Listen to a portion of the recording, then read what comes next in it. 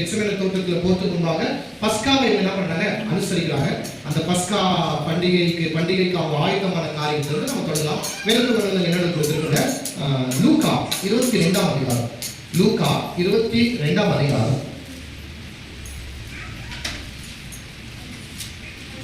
7ஆம் வசனத்திலிருந்து வாசிக்க தொடங்கலாம். லூக்கா 22 7ஆம் வசனத்திலிருந்து பஸ்காவை பலியிட வேண்டிய புளிப்பில்லாத அப்பம் பண்டிகை நாள் வந்தது.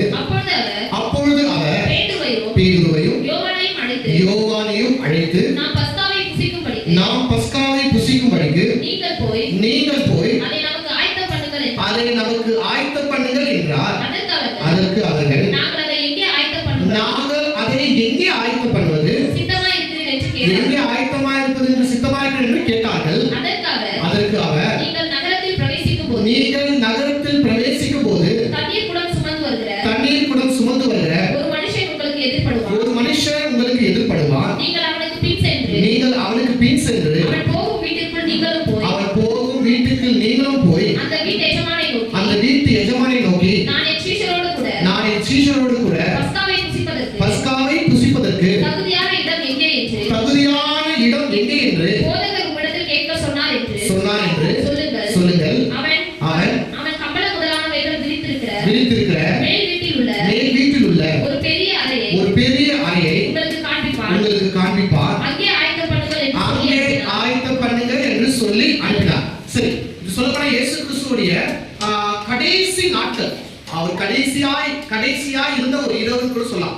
இயேசு கிறிஸ்து உயிரோடு இருந்த கடைசி இரவு தான் இந்த சம்பவம். இங்க ரொம்ப பைபிள் முக்கியமா ரொம்ப ஆழமா பேசுது. இந்த சம்பவத்துல 1-2 சுவிசேஷம் இல்ல, 4 சுவிசேஷங்களும் நம்ம தொடர்ந்து பார்க்க முடியும் இந்த சம்பவத்தெல்லாம்.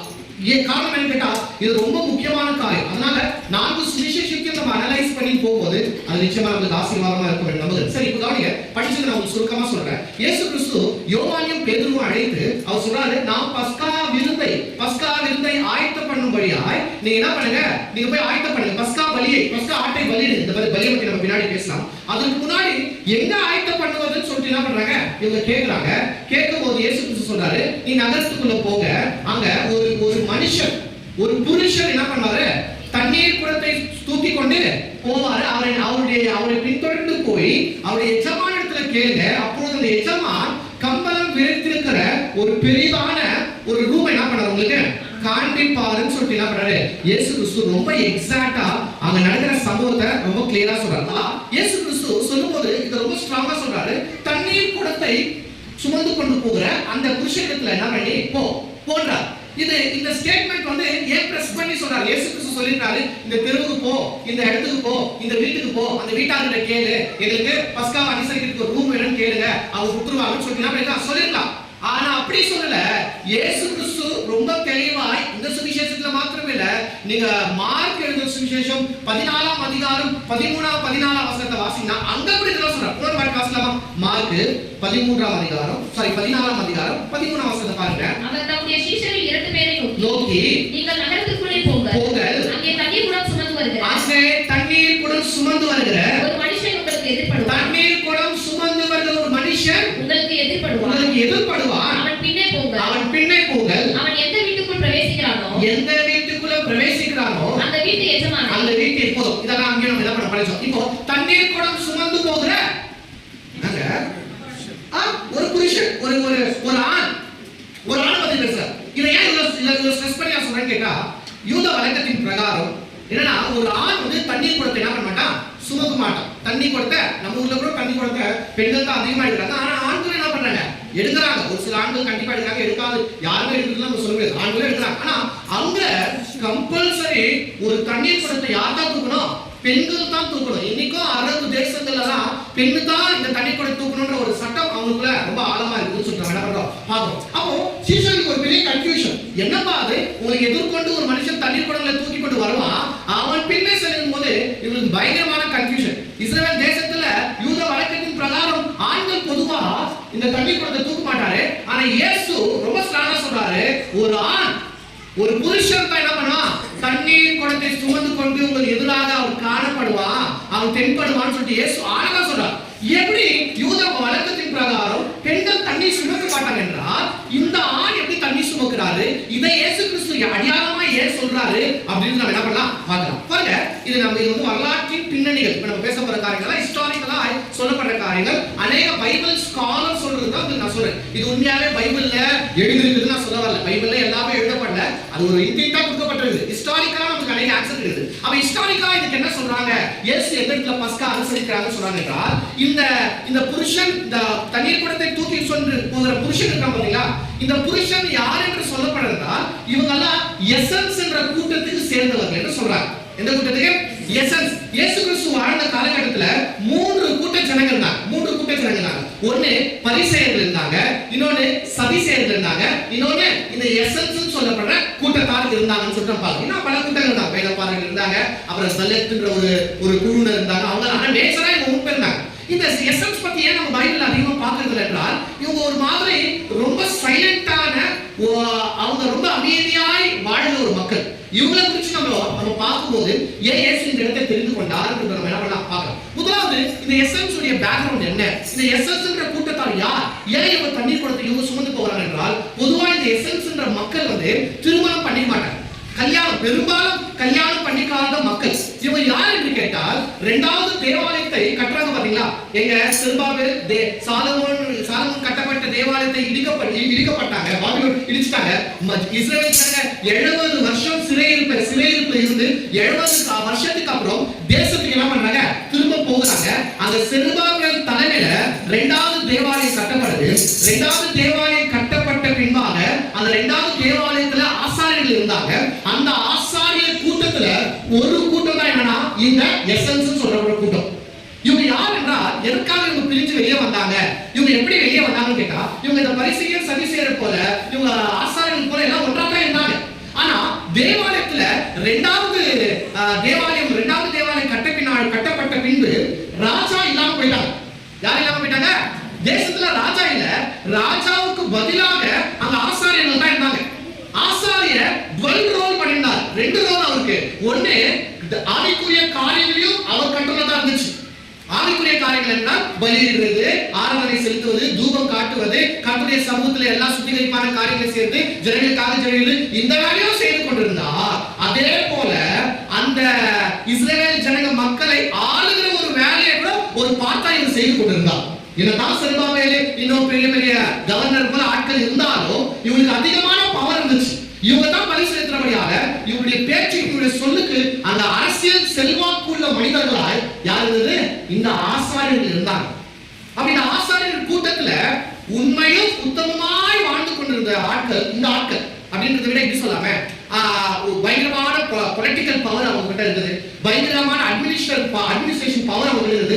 இதை தப்பா உபயோகப்படுத்துறாங்க. நம்ம நேற்று பேச பாத்தீங்களா, என்ன தேவாலயத்தை வந்து கல்லர் குகையாய் மாத்திட்டாங்க, தேவாலயத்தை பிசினஸ் சென்டரா மாத்திட்டாங்க. இது இப்ப இல்ல, அப்பத்துல இருந்து. அப்போ இதெல்லாம் பார்த்தாங்க பாத்தீங்களா, இந்த அரசியலை பார்த்தாங்க, இந்த பணம் சம்பாதிக்கிறது பார்த்தாங்க, இந்த திருட்டு வேலையெல்லாம் பார்த்தாங்க பாத்தீங்களா. இதை பார்த்து ஒரு கூட்டம் ஜனம் உண்மையை உத்தமாக பாத்தீங்களா, அந்த ஜனம் என்ன பண்றாங்கன்னு கேட்டா, எனக்கு இந்த தேவாலயோட சிஸ்டமே வேண்டாம், ஒருத்தம் கூட சரியில்லை, இது உள்ளவங்க எல்லாருமே திருடனாகிறான், இது உள்ளவங்க எல்லாருமே பாலிடிக்ஸ் பண்றாங்க, இவங்க எல்லாம் மோசமானவங்க, நாங்க தேவனுக்கு என்று பரிசுத்தமா வாழ்கிற கூட்டம், உண்மையாய் வாழ்கிற கூட்டம், நீதியாய் வாழ்கிற கூட்டம், ஆதலால எங்களுக்கு இந்த தேவாலயமும் வேண்டாம், தேவாலயத்துடைய சிஸ்டமே வேண்டாம்னு சொல்லிட்டு வெளியே வந்த ஆட்கள் தான் யாருன்னு கேட்டா இந்த எசன்ஸ். இவங்களுடைய என்ன சொல்ற கொள்கை என்னன்னு கேட்டா, ரொம்ப ஸ்ட்ரிக்டான வாழ்க்கை வாழலாம், ரொம்ப கடினம். இவங்களை போல ஸ்ட்ரிக்டான வாழ்க்கையை நம்மளால வாழ முடியாது. ரொம்ப கரெக்டான டைமிங், கரெக்டான ஜெபம், கரெக்டான பலி செலுத்துறது. இவங்களுடைய வேலை என்னன்னு கேட்டா, திருமணம் பண்ணிக்க மாட்டாங்க, ரொம்ப பரிசுத்தமா வாழ்வாங்க, ரொம்ப ஸ்ட்ரிக்டா பயங்கரமான சுத்திகரிப்பு, ரொம்ப கிளீனா ரொம்ப நீட்டா எல்லாம் செய்வாங்க. இவங்களுடைய பிரதானமான வேலை என்னன்னு கேட்டா, இவங்க வேதத்தை எழுதுறவங்களா இருந்தாங்க. ஒவ்வொரு நாளும் இவருடைய வேலை என்ன, காலையில எழுந்து குளிச்சுட்டு கர்த்தருடைய சமூகத்துல ஜெபித்துட்டு ஆராதனை பண்ணிட்டு சுத்திகரிக்கிற எல்லாம் சுத்திகரிப்பான வேலைகளை செய்துட்டு அப்புறம் உட்கார்ந்து இவங்க வேதத்தை என்ன பண்ணுவாங்க, எழுதி கொண்டே இருப்பாங்கன்னு சொல்லிட்டு நம்ம என்ன பண்றோம் பாருங்க. இவங்களை குறிச்சு வேதம் அதிகமாய் சொல்லப்படுது, அதிகமாய் பேச பண்ணினாலும் அதிகமான இடத்துல இவங்க வரதை குறிச்சு நம்ம என்ன பண்றோம் பார்க்கிறோம். இவங்க வந்து என்ன செய்யறாங்க கேட்டா, இந்த தேவாலயத்துல இருந்து பிரிச்சுட்டாங்க பாத்தீங்களா, இவங்க வேண்டாம், இவங்க சவகாசம் வேண்டாம்னு சொல்லிட்டு வெளியே வந்துட்டு இவங்க சவக்கடல்ன்ற ஒரு இடத்துல கும்ரான்னு சொல்லப்படுற ஒரு இடம் போயிட்டு அவங்களுடைய கோட்ரஸ் அவங்க கட்டிக்கிறாங்க. கோட்ரஸ் என்றால் எப்படி சொல்றது, ஒரு வீடுகளை கட்டி கொண்டாங்க. அந்த இடம் வந்து சில பேர் வந்து சியோன் மலையா கூட இருக்கலாம். அந்த இடம் இது சியோன் மலைக்கு கிட்ட கிட்ட அல்லது அது பக்கத்துல அப்படின்னு சொல்லலாம். அங்க என்ன பண்றாங்கன்னா இவங்களுக்கு வீடுகளை கட்டினாங்க. அப்படின்னா இஸ்ரவேலை விட்டுட்டு இந்த கூட்டத்தை விட்டுட்டு இந்த தேவாலயத்தை விட்டு நாங்க தனியா வந்திருக்கோம். ரொம்ப சொல்லவே தேவத்துல தான் கொஞ்சம் தனியா வந்து இவங்க என்ன பண்றாங்க, வாழ்றாங்க. இவங்க என்ன பண்றாங்க, சவக்கடல் பக்கத்துல இருக்கிறபடி அதுவும் அநேக வேறு சுருங்களை இருந்தாங்க பாத்தீங்களா. இந்த வேறு சுருங்கள் தான் பின்னாடி டெட் சீ ஸ்க்ரோல்னு சொல்லுவாங்க பாருங்க. அத பின்னாடி கண்டுபிடிச்சாங்க. இது யார்கிட்ட எழுதிருப்பாங்கன்னா இந்த எசன்ஸ் சொல்லப்பட்ட ஆட்கள் தான் கும்ரால என்ன பண்ணிருப்பாங்க, இத எழுதிருப்பாங்கன்னு சொல்லிட்டு சில ஆர்கியாலஜி பிரகாரமா அவங்க என்ன பண்றாங்க சொல்றாங்க. சரி, அது இருக்கலாங்க. ஏன் அந்த இடத்தை இவங்க செலக்ட் பண்ணாங்க, ஏன் இந்த எசன்ஸ் ஆட்கள் அந்த இடத்துல வீட கட்டினாங்க என்றால் இவங்களுடைய நம்பிக்கை பரிசுத்தமா வாழ்றது, நீதியாய் வாழ்றது, ஸ்ட்ரிக்ட்டா வாழ்றது, வேத பிரமாணத்தை கைக்கொள்வது, வேதத்தை எழுதுறது மாத்திரம் இல்ல, இதை விட பெரிய நம்பிக்கை என்னன்னு கேட்டா சீக்கிரத்துல தேவனுடைய ராஜ்யம் வரப்போகுது, சீக்கிரமா கடவுள் வரப்போறாரு, சீக்கிரமா கடவுள் வந்து நன்மைக்கும் தீமைக்கும் ஒரு யுத்தம் நடக்க போகுது அப்படின்றது ரொம்ப ஸ்ட்ரிக்ட்டா கடைபிடிச்சாங்க. ரொம்ப காலம் இவங்க வாழ பாருங்க, ரொம்ப காலம் வாழ, கொஞ்ச காலம் தான் வாழ, ஒரு தலைமுறைன்னு சொன்னாலும் 2 தலைமுறை ஆட்கள் தான் வாழ்ந்துருக்காங்க. ரொம்ப ஸ்ட்ரிக்ட்டா வாழ்ந்துருக்காங்க. அப்ப இயேசு வரப்போறாரு, அவர் இருந்த மேசையா வரப்போறாரு. அவர் எங்க வரப்போறாரு, தாவீதின் கல்லறைக்கு முன்னாடி. இவங்க தாவீதின் கல்லறைக்கு முன்னாடி இவங்க வீட கட்டி அந்த தாவீதின் கல்லறையும் தேவாலயத்துக்கு எதிராக இவங்க இருந்து ஒவ்வொரு நாளும் ஜெயிப்பாங்க. காரணம் என்னன்னு கேட்டா நிச்சயமாகவே மேசையா இந்த சியோன் மலையில தான் வருவார். ஏன்னா தாவீதுடைய கல்லறையும் சியோன் மலையில தான் இருக்குது. இவங்களும் சியோன் மலைக்கு பக்கத்துல தான் இருக்காங்க, தேவாலயமும் பக்கத்துல தான் இருக்குது. அந்த இடத்துல தான் இயேசு வருது, அந்த இடத்துல தான் மேசையா வருவாங்கன்னு சொல்லிட்டு இவங்க நம்பிக்கொண்டிருந்தாங்க. அதனால ஒவ்வொரு நாளும் பரிசுத்தத்தை காத்துக்கொண்டு அந்த இடத்துல இவங்க ஜெபித்துக் கொண்டே இருந்தாங்க. சோ அதனாலதான் இவங்க கல்யாணம் பண்ணாதனாலதான் பெண்கள் அங்க இல்லாம இருக்கிறாங்க. அந்த ஏரியாவிலே அவங்க கோட்ரஸ்லயே பெண்கள் யாருமே இல்லை. அப்ப அவங்க வீடு எப்படி கட்டுவாங்கன்னு சொல்றாங்கன்னா பைபிள் ஸ்காலர்ஸ் கீழே அவங்களுடைய வீடு இருக்குமா பாருங்க, அவங்க வீட்டு மேல ஒரு அறை கட்டி வச்சிருப்பாங்களா. அந்த அறை தான் மேல் வீட்டு அறைன்னு சொல்லிட்டு சொல்லுவாங்க. அந்த மேல் வீட்டு அறை மேல போய் அவங்க கதவுகளெல்லாம் திறந்து அந்த சீயோன் மலையை பார்த்து தேவாலயத்தை பார்த்து இவங்க என்ன பண்ணுவாங்க, ஜெபிப்பாங்களாம், கதறுவாங்களாம், தேவனே மேசையாவை அனுப்புங்க அப்படின்னு சொல்லிட்டு இவங்க கேட்பாங்க. அப்போ அந்த ஏரியா முழுக்க யாரும் இல்ல, பெண்கள் இல்ல. அந்த ஏரியா முழுக்க எப்படியாப்பட்ட மக்கள் இருக்கிறாங்க, தேவனுக்காக வைராக்கியமாய் வாழ்ந்து பரிசுத்தமாய் வாழ்ந்து தேவனுடைய வருகைக்காக காத்து கொண்டிருக்கிற எசன்ஸ்ன்ற கூட்டத்தால் அந்த இடத்துல வாழ்ந்து கொண்டிருக்கிறாங்க. இப்போ அப்படியாப்பட்ட மக்கள் கிட்டதான் யார் அனுப்புறது, யோவானையும் பேதுருவையும் இயேசு கிறிஸ்து அனுப்புறாரு. இயேசு கிறிஸ்து அவர்களை அனுப்பும் போது ஒரு மனிதன் குடத்தை தூக்கி கொண்டு போகிறான். இவங்களுக்கு பார்த்து ஆச்சரியமா இருக்குது. அப்ப அது யாரு, எந்த கம்யூனிட்டி, எசன்ஸ் சொல்ற கம்யூனிட்டி. அவங்க ரொம்ப ஒற்றுமையா இருப்பாங்க பாருங்க. அது மாத்திரம் இல்லாம காமனா எல்லா விஷயத்தையும் ஷேர் பண்ணிப்பாங்க. அவங்க கிட்ட எது கொடுத்தாலும் அதை சரி சமானமா எல்லாம் பிரிச்சு பகிர்ந்து கொள்வாங்க. உண்மையும் உத்தமும் ஒரு பெர்ஃபெக்ட்டான பீப்பிள்னு சொல்லலாம். உண்மை தேவனுக்கென்று உண்மையாய் உத்தமமாய் வாழ்ந்த மக்கள். இவங்க பின்னாடி இவருடைய வரலாறுல பார்க்கும்போது இயேசு கிறிஸ்துவுக்கு பின்னாடி ஒரு பெரிய யுத்தம் நடக்குது இஸ்ரேலுக்கும் ரோமுக்கும். அந்த யுத்தத்துல இவங்க எல்லாம் காணாமே போயிட்டாங்க, செத்து போயிட்டாங்க. ஏன்னா பிள்ளைங்க பிறந்தா நம்ம தலைமுறை இருக்கும். இவங்க எல்லாம் கல்யாணம் பண்ணிக்காமே வாழ்ந்தாங்க.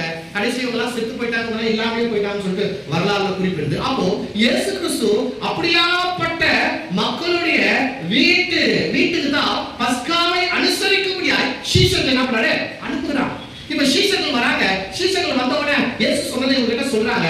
சொன்ன மாத்திரத்துல இவங்க இயேசு கிறிஸ்து இடத்தை வராங்க. பொதுவா நான் சொன்னேன், இவங்க யாருக்கும் என்ன பண்ண மாட்டாங்க, சேர மாட்டாங்க, பழக்கம் வைத்துக் கொள்ள மாட்டாங்க.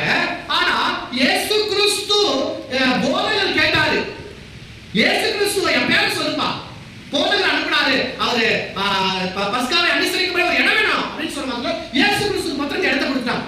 எப்படி யாருமே சேராதுங்க, யாருமே பழக்க வைத்துக்கிறாங்க, எல்லாரும் வெறுக்கிறவங்க இயேசுக்கு மாத்திரம் ஏன் கொடுத்தாங்க என்றால் இயேசு கிறிஸ்து மேசையா என்று அவங்களுக்கு தெரியாம போகலாம், தெரிஞ்சிருக்க வாய்ப்பு இல்ல, அறிஞ்சிடல அவங்க. ஆனா இயேசு கிறிஸ்துடைய ஊழியத்தை அவங்க பார்த்தாங்க. எப்படி இவங்க தேவாலயத்தினுடைய சிஸ்டம் மேல கோபப்பட்டாங்களோ, எப்படி இவங்கெல்லாம் அந்த ஆசாரியர், பிரதான ஆசாரியர், அந்த அங்க இருக்கிற பரிசேயர் சதுசேயர் எல்லாம் பார்த்து இவங்க கோபப்பட்டு இதெல்லாம் வேணாம் விட்டுட்டு இவங்க வந்துட்டாங்களோ, அது போல இயேசுவும் இந்த தேவாலய சிஸ்டம் சரியில்லை போராடுறாங்க.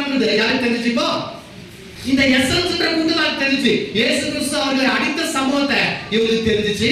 இயேசு கிறிஸ்து அங்க விற்பனை பண்ண எல்லாரும் தூக்கி விசிறடிச்சதெல்லாம் இவங்களுக்கு தெரிஞ்சிச்சு. இயேசு கிறிஸ்துக்கும் அங்க ஆசாரியர்களுக்கும் அங்க நடந்த பரிசேயர் சதுசேயர்களுக்கு நடந்த பிரச்சனைகள் இவங்களுக்கு தெரிஞ்சிச்சு. இயேசு கிறிஸ்து அவர்களுக்கு விரோதமானவர்கள், அந்த சிஸ்டம்க்கு விரோதமானவர்கள் என்று இந்த எசன்ஸ் கூட்டத்தாருக்கு தெரிஞ்சிச்சு. இதெல்லாம் தெரிஞ்சதுனால தான் இவங்க என்ன நினைக்கிறாங்கன்னு கேட்டா, நம்மளால சண்டை போட முடியல, நம்மளால யுத்தம் பண்ண முடியல, நம்மளால அவங்க கூட வாக்குவாதம் பண்ண முடியல. ஆனா நம்மை போல இருக்கிற ஒருவர், ஒரு உத்தமர், ஒரு நீதியா இருக்கிறவர், ஒரு பரிசுத்தமா இருக்கிறவர், அப்படியாப்பட்ட ஒரு ரவியா இருக்கிற இயேசு கிறிஸ்து நம்மை போலவே அவர் உள்ள வாழ்ந்து கொண்டிருக்கிறார்மா. நம்மளால உள்ள அவன் கிட்ட போராட முடியல, அதனால வெளியே வந்துட்டோம். ஆனா ஒரே மனுஷன் தில்தாரா நின்று கொண்டு தேவாலயத்தில் இருக்கிற எல்லாரும் சாட்டை கொண்டு அடைச்சாரு. அண்ணாவுடைய எல்லா பிசினஸ் மார்க்கெட்டையும் அவர் கவுத்து போட்டாரு. பரிசேயர் சதுசேயர்களுக்கு ஐயோ என்று சொன்னாரு. அவங்க கிட்ட வாக்குவாதம் பண்ணி வார்த்தையால மோதி அவங்க உண்மையில்லாம போக பண்ணாரு. இதெல்லாம் இவர்கள் கேள்விப்பட்டாங்க. கேள்விப்பட்டதுனால இயேசு கிறிஸ்துவை குறித்து ஒரு நல்ல அபிப்பிராயம் யாருக்கு இருந்தது? இந்த எசன்ஸ் கூட்டத்தாருக்கு இருந்தது. அதனால இயேசு ஆட்கள் அனுப்புறாங்க. யாரு? யோவானையும் பேதுருவையும் அனுப்புறாரு. யோவானும் பேதுரு வந்து இடத்தை கேட்ட மாத்திரத்துல அவங்க வீட்டு மேல இருக்கிற ஒரு விஸ்தாரமான இடத்தை என்ன பண்றாங்கன்னா, இந்த இயேசு கிறிஸ்துவுக்கும் இயேசு கிறிஸ்துவின் சீஷர்களுக்கும் பஸ்கா அனுசரிக்கும்படி என்ன பண்றாங்க, அந்த இடத்தை தந்திருக்காங்கன்னு சொல்லி பாருங்க. இந்த இடம் வந்து இன்னைக்கும் இஸ்ரேல் தேசத்துல இருக்குது பாருங்க. இது லாட்டின் பாஷையில வந்து கெனாக்கல்ன்ற சொல்றாங்க. கெனாக்கல்ன்ற வார்த்தையை உபயோகப்படுத்துறாங்க. அந்த கெனாக்கல்ன்றது என்ன அர்த்தம் கேட்டா, டைனிங் ஹால்னு சொல்லிட்டு அர்த்தம். ஆக்சுவலி இன்னைக்கும் இஸ்ரேல் தேசத்துல வந்து அப்பர் ரூம், மேல் வீட்டு அறைன்ற ஒரு அறை வச்சிருக்காங்க. அது உண்மையாகவே அது மேல் வீட்டு அறையான்னு சொல்லிட்டு 100% இயேசு பஸ்கா அனுசரிச்சது, அப்புறம் 120 பேர் அபிஷேகம் பெற்றது, இதெல்லாம் ஒரே இடம் தான். இதெல்லாம் மேல் வீட்டு அறை தான். இதுதான் இன்னைக்கு இருக்கிற மேல் வீட்டு அறைன்னு சொல்லிட்டு 100% நம்ம கன்ஃபார்ம் பண்ணு. ஆனா இன்னைக்கும் ஒண்ணு வச்சிருக்காங்க, மேல் வீட்டு அறை பாது. இதுதான் கெனாக்கல்னு சொல்றாங்க, டைனிங் ஹால் அப்படின்னு சொல்லிட்டு சொல்றாங்க. இங்க தான் இயேசு கிறிஸ்து பஸ்காவை அனுசரிச்சது. இங்க தான் 120 பேர் வந்து ஜெபித்துக் கொண்டு பரிசுத்த ஆவியானவர் என்ன பண்ணாங்க, பெற்றாங்கன்னு சொல்லிட்டு சொல்றாங்க. பட் அது 100% உண்மைன்னு சொல்லிட்டு நம்ம என்ன பண்ண முடியாது, சொல்ல முடியாது. சோ இப்படியாப்பட்ட இடத்துக்கு தான் இயேசு கிறிஸ்து என்ன பண்ணாரு, போயிட்டு அந்த இடத்துல பஸ்காவை அனுசரிக்கிறாங்க. பஸ்காவை அனுசரிக்கிறதா என்றால் என்ன? பஸ்காவை அனுசரிக்கிறதா என்ன? இந்த பஸ்காவை பார்த்துட்டு அப்படியே ராபோஜனுக்கு வரலாம், ராபோஜனத்தை பார்த்து முடிந்தவங்க திருவிருந்துக்குள்ள வரலாம். ஏன்னா பஸ்கால இருந்து தான் ராபோஜனம் வருது, ராபோஜனம் தான் என்ன வருது, திருவிருந்து வருது. இப்ப நம்ம சபையில எடுத்துட்டு என்ன நம்ம அநேக பேர் நேரத்துல ராபோஜனம் சொல்லி பழகிட்டோம். ஆனா நம்ம எடுக்கிறது ராபோஜனம் அல்ல, நம்ம எடுக்கிறது திருவிருந்து. அப்ப இன்னைக்கு நம்ம புரிஞ்சுக்க போறோம், பஸ்கா என்றால் என்ன, ராபோஜனம் என்றால் என்ன, திருவிருந்து என்றால் என்ன. முதலாவது பஸ்கா என்றால் என்ன வாசிங்க பார்க்கலாம். எக்ஸோடஸ், யாத்திராகமம்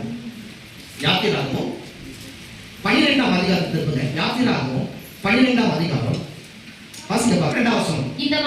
இந்த மாதம் உங்களுக்கு பிரதான மாதம், இது உங்களுக்கு வருஷத்தின் முதலாம் மாதமாய் இருப்பதாக, இது வருஷத்தின் முதலாம் நாள் இருப்பதாக நீங்கள் இஸ்ரவேல் சபையார் யாவரையும் நோக்கி, இஸ்ரவேல் சபையார் யாவரையும் நோக்கி, இந்த மாதம் 10ஆம் தேதியில் வீட்டு தலைவர்கள் வீட்டுக்கு ஒரு ஆட்டுக்குட்டியாக ஒவ்வொரு ஆட்டுக்குட்டியை தெரிந்து கொள்ள கடவர்கள். ஒரு வீட்டில் இருக்கிறவர்கள் ஒரு ஆட்டுக்குட்டிக்கு புசிக்கிறதுக்கு போதுமான பேர்களா இராமல் போனால் அவனும் அவன் சமீபத்தில் இருக்கிற அவனுடைய அயல் வீட்டுக்காரனும் தங்களிடத்தில் உள்ள ஆத்துமாக்களின் இலக்கத்துக்கு தக்கதாக ஒரு ஆட்டுக்குட்டியை தெரிந்து கொள்ள வேண்டும். அவனவன் புசிப்புக்கு தக்கதாக இலக்கம் பார்த்து ஆட்டுக்குட்டியை தெரிந்து கொள்ள வேண்டும். அந்த ஆட்டுக்குட்டி கவனிங்க. இப்போ ஆட்டுக்குட்டி சொன்னா எப்படி, ஒரு வீட்டுக்கு ஒரு ஆட்டுக்குட்டி தெரிஞ்சு கொள்ள வேண்டும். ஒரு வீட்டுல 6 பேர் இருந்தா 4 பேருக்கு ஒரு ஆட்டுக்குட்டினாவோ சேரும், சாப்பிடலாம் ஈஸியா. ஆனா ஒரு வீட்டுல 2 பேர் தான் அந்த ஆட்டுக்குட்டியை என்ன பண்ணுது, சாப்பிடுங்க. அதனால 2 பேர் ஷேர் பண்ணிக்கங்க, 2 பேர் ஒண்ணா சேருங்க, 2 குடும்பம் ஒண்ணா ஆயிடுங்க. ஆனா இந்த ஆட்டுக்குட்டியை தெரிந்து கொள்வது மாத்திரம் இல்லை, இந்த ஆட்டுக்குட்டி எப்படி இருக்கணும்னு சொல்றாரு. எப்படி இருக்கணும் அந்த ஆட்டுக்குட்டி? எப்படி இருக்கணுமா? அந்த ஆட்டுக்குட்டி பழுதற்றது. ஒண்ணே அந்த ஆட்டுக்குட்டி பழுதற்றதும் ஆணும் ஒரு வயது உள்ளதுமாய் இருக்க வேண்டும். ஒரு வயது உள்ளதுமாய் இருக்க வேண்டும். 3 கண்டிஷன் என்ன? அந்த ஆட்டு பழுதற்ற ஆடாகும். பழுதற்ற ஆடு என்றால் ஏறத்தாழ ஆசாரியர் 75 டெஸ்ட் பண்ணுவார் அந்த ஆட்டுக்கு. கண்ணு கரெக்டா இருந்தா, மூக்கு கரெக்டா இருந்தா, காது கரெக்டா இருந்தா, எலும்பு ஏதாச்சும் ஒடிஞ்சிருக்குதா, காது கேக்குதா, அதுக்கு அது உடம்புல ஏதாச்சும் வியாதி இருக்குதா, சரியான ஞானத்தோடு இருக்குதா, அறிவோடு இருக்குதா, எல்லாத்தையும் ஆசாரியர். அதுதான் சொல்றேன் 75 எந்த 75 எனக்கு தெரியல, ஆனா சொல்றாங்க வேத வல்லுநர்கள் 75 டெஸ்ட்டுக்கு மேல இருக்கும் அந்த ஆட்டுக்குட்டி. அந்த டெஸ்ட் எல்லாம் பாஸ் ஆகணும். அப்ப அதுதான் பழுதற்ற ஆட்டுக்குட்டி. பழுதற்ற ஆட்டுக்குட்டினா அந்த ஆட்டுக்குட்டிக்குள்ள ஒரு குறையும் இல்ல. இரண்டாவதாக அந்த ஆட்டுக்குட்டி ஆண் ஆடா இருக்க வேண்டும். ஃபர்ஸ்ட் பழுதற்ற ஆடா இருக்கணும், இரண்டாவது ஆண் ஆடா இருக்கணும், மூணாவது ஒரு வயசுக்கு உள்ள இருக்கணும். முத்துன ஆடு ஒரு 1.5 வயசு 2 வயசு இருக்கிற ஆடு இல்ல, ஒரு வயசுக்குள்ள இருக்கிற ஆடா இருக்கணும். அப்புறம் வாசிங்க. செம்மறி ஆடுகளிலாவது செம்மறி ஆடுகளாவது வெள்ளாடுகளிலாவது வெள்ளாடு ஆடுகளாவது அதை தெரிந்து கொள்ளலாம். அதை இந்த மாதம் 14ஆம் தேதி வரைக்கும் அதை இந்த மாதம் 14ஆம் தேதி வரைக்கும் வைத்திருந்து இஸ்ரவேல் சபையின் ஒவ்வொரு கூட்டத்தாரும் சாயங்காலத்திலே அதை அடித்து அதன் ரத்தத்தை கொஞ்சம் எடுத்து தாங்கள் அதை புசிக்கும் வீட்டு வாசல் நிலைக்காலின் மேல் இரண்டிலும் இலையின் மேல் சட்டத்திலும் தெளித்து அன்று ராத்திரி முக்கியம். அன்று ராத்திரியிலே அதை மாம்சத்தை நெருப்பினால் சுட்டு புளிப்பில்லா அப்பத்தோடு கசப்பான கீரையோடு அதை புசிக்க கடவர்கள். பச்சையாவும் தண்ணீர் அவிக்கப்பட்டதாயும் அல்ல, அதன் தலையையும் அதன் தொடைகளையும் அதற்குள்ள யாவையும் ஏகமாய் நெருப்பினால் சுட்டதாய். போதும் அப்படியே போய் இருப்பாங்க. ஆனா உங்களுக்கு அப்படியே நான் டெஃபினிஷனா உங்களுக்கு சொல்லுவேன். அன்னைக்கு ஆக்சுவலி இந்த பஸ்காவை ஏன் அனுசரித்தாங்க, பஸ்கா எப்படி அனுசரிச்சாங்கன்றது நம்ம பார்த்தோம். எப்படி அனுசரிச்சாங்க? ஒரு ஆட்டுக்குட்டி தெரிஞ்சுக்கிறாங்க. அந்த ஆடு பழுதற்ற ஆடா இருக்கும், அந்த ஆடு ஆணாடா இருக்கும், அந்த ஆடு ஒரு வயசுக்கு கீழே இருக்கிற ஆடா இருக்கும். அந்த ஆட்டை தெரிந்து கொண்டு அந்த ஆட்டை என்ன பண்ணாங்க, பலியிட்டு அந்த ஆட்டுடைய கொஞ்சம் ரத்தத்தை எடுத்து வீட்டின் நிலைக்காலில் பூசி அந்த மீதியா இருக்கிற அந்த ஆடை என்ன பண்ணுவாங்கன்னா ஒரு ரோஸ்ட் பண்ணுவாங்க. அக்னியினால் சுட்டெரித்து.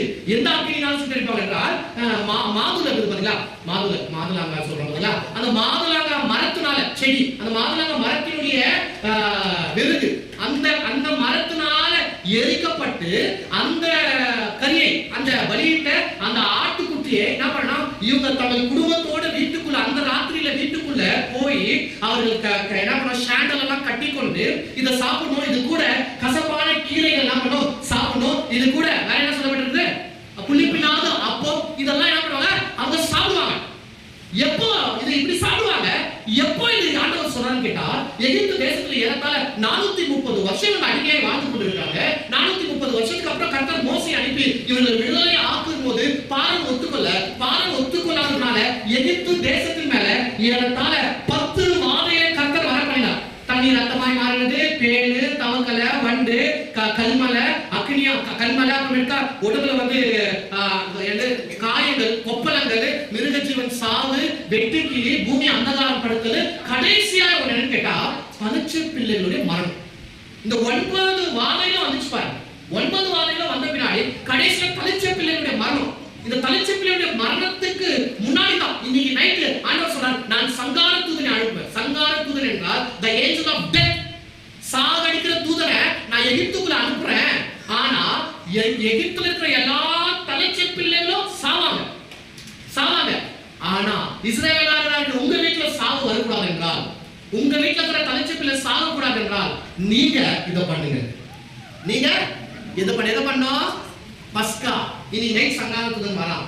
இன்னைக்கு சாயந்தரத்திலேயே ஒரு ஆடை தெரிந்து கொண்டு அதை அடித்து அந்த ஆட்டு ரத்தத்தை எங்க போடுறோம்?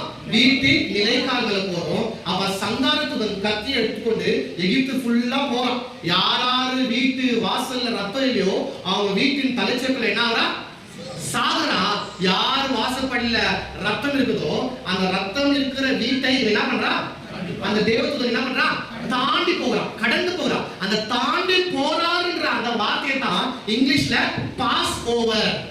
பாஸ் ஓவர்னா ஏஞ்சல் வந்து பட்டியலுக்கு ரோட்ல அந்த வீதியில போறான், திரும்பி பார்க்கறான், இந்த கதவுல ரத்தம் இருக்குது. அப்பனா என்ன அர்த்தம் கேட்டா, இந்த வீட்டுல இருக்கிறவர்களை காக்கும்படியாய் இந்த வீட்டுல ஒரு ஆட்டுக்குட்டி பலியா இருக்குதுன்றது இவருக்கு கன்ஃபார்ம் ஆகுது. கன்ஃபார்ம் ஆனவனே இந்த வீட்டை தாண்டி போறான். இந்த வீட்டை தாண்டி போறதால இந்த வீடு மரணத்திலிருந்து காக்கப்படுது. அதுதான் என்னது? பாஸ் ஓவர் என்று சொல்றார். இதற்காக தான் இந்த 10வது வாதைகள் இஸ்ரவேல் மக்களை தாக்காதபடி தேவன் இந்த பஸ்காவை அனுசரிக்கும்படியாய் சொன்னார். இன்னைக்கு அன்னைக்கு ஆனா கர்த்தருக்கு பின்னாடி சொல்றாரு, உங்கள் வாழ்நாள் முழுமையாய் இதை நீங்க என்ன செய்ய வேண்டும், கடைபிடிக்க வேண்டும் என்று கர்த்தர் இதை சொல்கிறார். வாசிக்க பார்க்கலாம், 14ஆம் வசனத்தை பாருங்க. 14:4. அந்த நாள் உங்களுக்கு எந்த நாள்? அந்த பஸ்கா நாள். அந்த நாள் உங்களுக்கு நினைவு கூறுதலான நாளாய் நினைவு கூர்ந்த நாளாய் இருப்பது, அதை கர்த்தருக்கு பண்டிகையாக ஆசரிப்பீர்களாக. அதை உங்கள் தலைமுறை தோறும் எப்படிங்க? அதை உங்கள் தலைமுறை தோறும் நித்தியமாக ஆசரிக்க. அப்போ அன்னைக்கு நடந்துச்சு பார்த்தா எகிப்து தேசத்துல, அத கர்த்தர் சொன்னாரு, இதை நீங்க பண்டிகை எடுத்துக்கோங்கப்பா. இத பண்டிகை எடுத்துக்கொண்டு நீங்க ஒவ்வொரு வருஷமும் இத மறக்காம நித்தியமாய் தலைமுறையாய் இந்த பண்டிகையை அனுசரிக்க வேண்டும் என்று தேவன் இஸ்ரவேல் மக்களுக்கு என்ன பண்ணிட்டார், கட்டளை கொடுத்திருக்கிறார். இது என்னங்க, இவ்வளவு நம்ம என்ன பார்த்தோம், பஸ்கா பண்டிகையை பார்த்தோம். இந்த பஸ்கா பண்டிகை தான் இயேசு கிறிஸ்து மேல் வீட்டை அறையில அவர் செய்கிறார்.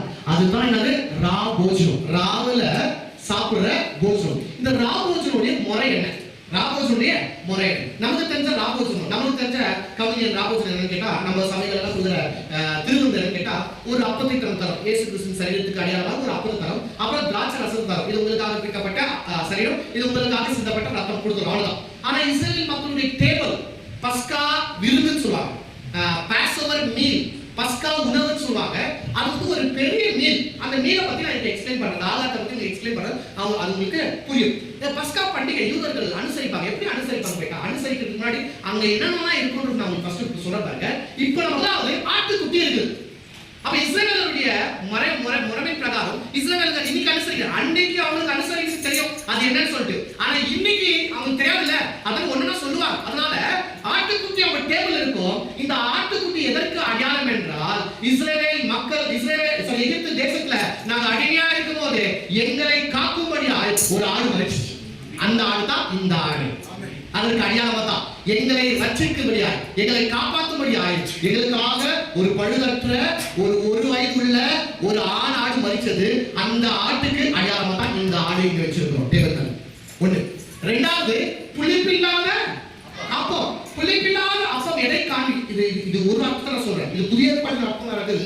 ஆட்டுக்குட்டி என்றால் என்ன, புளிப்பில்லாத அப்பம் என்றால் என்ன, நம்ம பார்க்கலாம். முதலாவது இஸ்ரவேலுடைய வியூல நம்ம பார்க்கலாம். இஸ்ரவேலுடைய வியூல ஆட்டுக்குட்டி என்ன, எங்களை காத்த ஒரு ஜீவன், இது ரத்தம் சிந்தி எங்க ஜீவனை காப்பாத்துச்சு, அதுக்கான அர்த்தத்துக்காக அதை வச்சிருக்காங்க. ரெண்டாவது, புளிப்பில்லாத அப்பம் என்றால் என்ன, எகிப்து தேசத்துல வெளியே வந்து இவங்க வனாந்தரத்துல என்ன பண்ணீங்களா, வனாந்தரத்துல இவங்க புளிப்பில்லாத அப்பத்தை என்ன பண்ணாங்க, சாப்பிட்டாங்க, வேற வழி இல்லை அவங்களுக்கு. சோ அதற்கு மாதிரியாய் இவங்க டேபிள்ல என்ன இருந்துச்சு, புளிப்பில்லாத அப்பம் இருந்துச்சு, ஒரு அர்த்தம். ரெண்டாவது அர்த்தம் என்னன்னா, இந்த புளிப்புன்றது எதுனா பாவத்துக்கு அடையாளமா இருக்கு. புளிப்பு எதற்கு அடையாளமாகுது, அதனால தான் எகிப்து தேசத்துல இவங்க இருக்கும்போது ஆண்டவர் சொன்னாரு, நீங்க அப்பத்தை எப்படி சொல்றீங்கன்னு கேட்டா, புளிப்பில்லாம சொல்லணும். பாவம் இல்லாத இந்த அப்பம் எதற்கு அடையாளம் என்றால் சரீரத்துக்கு அடையாளமா இருக்குது. அப்போ பாவம் இல்லாத மனிதர்களாய் இருக்கும்படி, பாவம் இல்லாத சரீரத்துக்கு உட்பட்டவர்களாய் இருக்கும்படி இதை நீங்கள் செய்து புசித்து சாப்பிடுங்க. அல்லேலூயா, ஆமென். மூணாவது வந்து கசப்பான கீரை. அங்க இருக்குது கசப்பான கீரை. இந்த கசப்பான கீரை என்ன அப்படின்னு கேட்டா, இஸ்ரவேல் மக்கள் எகிப்து தேசத்துல வாழ்ந்த அடிமையின் வாழ்க்கை தான் கசப்பான வாழ்க்கை. இதை ஒவ்வொரு வருஷமும் அனுசரிக்கிறாங்க, இன்னைக்கும் அனுசரிக்கிறாங்க. அவங்க டேபிள்ல இந்த கசப்பான கீரை வச்சிருப்பாங்க, அதை சாப்பிடுவாங்க. சாப்பிடும்போது அவங்களுக்கு வெறுப்பா இருக்கும், கசப்பு நல்லா இருக்கும்.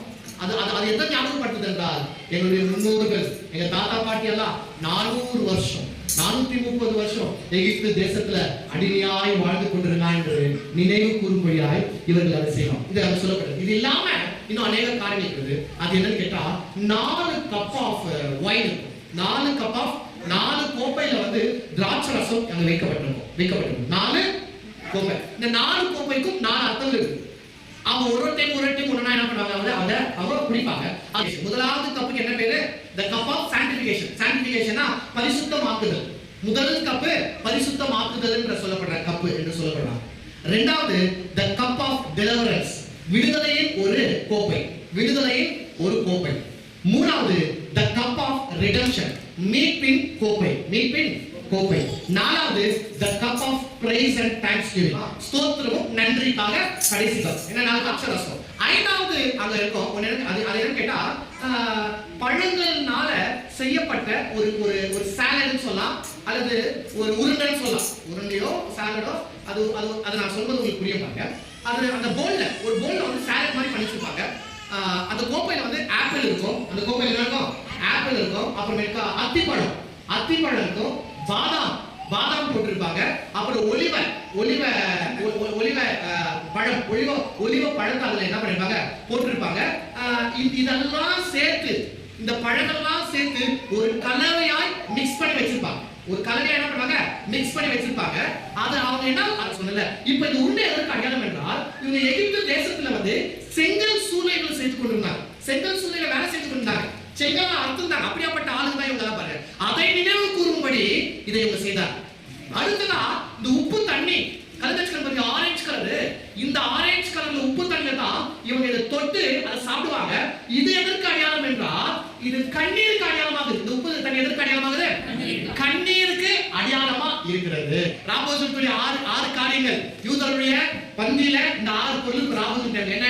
முதலாவது முக்கியமானது ஆட்டுக்குட்டி ரோஸ்டட் lamb இருக்கும் அந்த இடத்துல.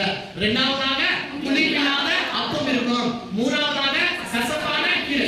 சரி அர்த்தத்தோட நம்ம சொல்லலாம். அப்பதான் உங்களுக்கு புரியும். ஓகேவா? முதலாவது ஆட்டுக்குட்டி இருக்கும். ஆட்டுக்குட்டி எதற்கான அடையாளம்? அன்றைய தினத்துல எங்களை காத்தது இந்த ஆட்டுக்குட்டி. இரண்டாவதாக புளிப்பு எதற்கு ஒப்பாகுது? பாவத்துக்கு ஒப்பாகுது. அப்ப ஆண்டவர் எங்களை பாவம் இல்லாதவர்களாய் செய்தார். பாவம் இல்லாதவர்களாய் வெளியே கொண்டு வந்தார். அதுக்கு அடையாளம். மூணாவது கசப்பு கீரை எதற்கு அடையாளமாகுது? 400 வருஷம் அடிமையின் வாழ்க்கைக்கு அடையாளமா இருக்குது. நாலாவது கப்பு எது? 4 கப்பு 4 அர்த்தம் கொடுக்குது. ஒரு கப்பு என்னை பரிசுத்தமாக்குது. இரண்டாவது கப்பு என்னை விடுதலை ஆக்குது. மூணாவது கப்பு என்னை மீட்குது. நாலாவது கப்பு கர்த்தருக்கு ஸ்தோத்திரமும் நன்றி பலியும் துதியுக்கு அடையாளமா இருக்குன்னு சொல்லி பார்த்தோம். ஐந்தாவது காரியம் என்ன? பழங்களுடைய கலவை அப்படி சொல்லாங்க. சாலட் சொன்னா உங்களுக்கு ரெடி ஆயிடும். பழங்களின் கலவை அல்லது பழங்களை ஒரு உருண்டைன்னு சொல்லிட்டு என்ன பண்ணலாம் சொல்லலாம். அது எதற்கான அடையாளமாகுது? எகிப்து தேசத்துல இவர்கள் செங்கலை சேர அப்படிதான் பண்ணாங்க. சேர கலிப்பின்ற பாருங்க. சேர பெசிந்து அதனால என்ன பண்ணுவாங்க செங்கல் செய்வாங்க. அதுக்கு அடையாளம் வச்சிருந்தாங்க. கடைசியா அங்க என்ன இருந்துச்சு? உப்பு தண்ணி இருந்துச்சு. உப்பு தண்ணி எதற்கு அடையாளம்? அவருடைய கண்ணீருக்கு அடையாளம். என்ன கண்ணீர்? எகிப்து தேசத்துல 400 வருஷம் கண்ணீரின் வாழ்க்கை. சோ இதெல்லாம் தான் அந்த டேபிள்ல இருந்துச்சு. இப்போ இத சாப்பிடுவாங்க. எப்படி சாப்பிடுவாங்க? 15 பை இருக்கு. எப்படி சாப்பிடணும்ன்ற முறை. ஃபர்ஸ்ட் நான் சாப்பிடணும், செகண்ட் நான் சாப்பிடணும், தேர்ட் எப்ப சாப்பிடணும், அந்த 4 கப் எப்போ ஃபர்ஸ்ட் கப் இருக்கணும், எப்போ செகண்ட் கப், எப்போ லாஸ்ட், இதெல்லாம் பண்ணிட்டு கடைசியா சங்கீதத்தை ஒரு பாடுவாங்க. அதுதான் கடைசி முடிவு. இந்த நேரத்துல எப்போ இயேசு கிறிஸ்து காலை கழுவினாரு, எப்போ யூதாஸ் வெளியே போனா, இதெல்லாம் நம்ம என்ன பண்ணலாம்? நாளைக்கு நீங்க வந்தீங்கன்னா பார்க்கலாம். வரலீங்கன்னா நான் ஒன்றும் பண்ண முடியாது. வந்தீங்கன்னா அந்த 15 படி என்ன சொல்லிட்டு பார்க்கலாம். கர்த்தர் ஆசீர்வதிப்பார்.